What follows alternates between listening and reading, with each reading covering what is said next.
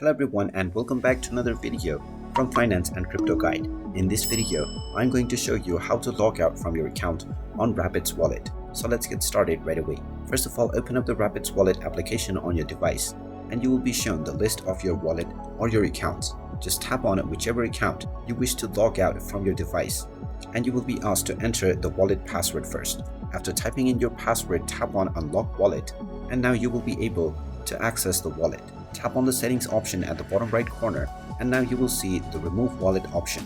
Just tap on this option and you will be asked if you have saved your seed or your phrase. Tap on the yes button if you have your seed or phrase, as this is given to you while signing up for your account.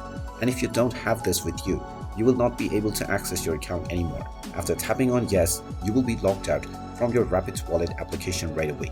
You can log back into the same account by tapping on import wallet and by entering your seed key.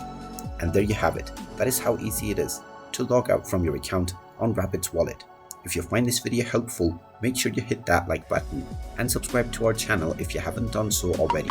Also ring that notification bell to never miss another update from us. Thank you for watching and I will see you again in the next video.